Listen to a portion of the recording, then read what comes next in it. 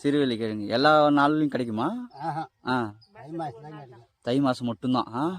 ஓ, இது அதிகமா எங்கெங்கெல்லாம் பயிரிடுறாங்க? இந்த ஏரியாவில் மட்டும்தான். அது என்ன ஊர்? அது குச்சிப்பாளையம். ஆனகண்ட குச்சிப்பாளையம். ஆனா வருஷத்துக்கு ஒரு தடவை தான். இப்ப நீங்க எத்தனை ஏக்கருக்கு பயிரிட்டு இருக்கீங்க? 1 ஏக்கருக்கு. ஓ, இப்ப நீங்களே இது வித்துருவீங்களா, வியாபாரி வந்து வாங்கி போயிடுவாங்களா? நீங்களே வித்து இந்த ஆத்து திருநாள் வித்துருவீங்க. ஓ, இப்போதைக்கு இந்த எவ்வளோ போகுது?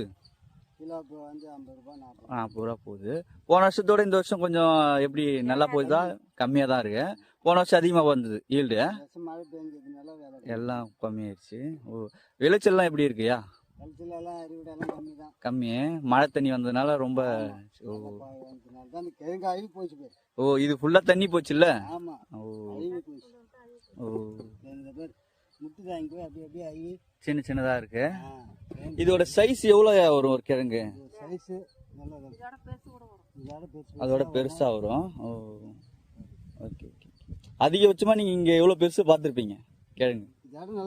பெரிய கிழங்கு கை பெருசு கூட வரும்.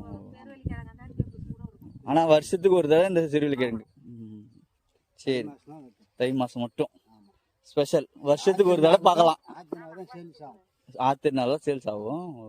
ஐயா, இந்த செடி எப்படியா இருக்கும்? இதேதான். இப்ப இது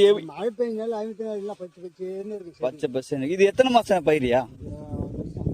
ஓ, ஒரு வருஷம். இப்ப இது முடிஞ்சோடனே எப்ப போடுவீங்க? சித்திரை மாசம் போட்டு சித்திரை தை மாசம் எடுப்பீங்க. அப்போ ஒரு வருஷம் அப்படியே வந்துடுது. ஓ, ஒரு வருஷம் உழைப்பு தான் உங்களுக்கு விளைச்சல் இது.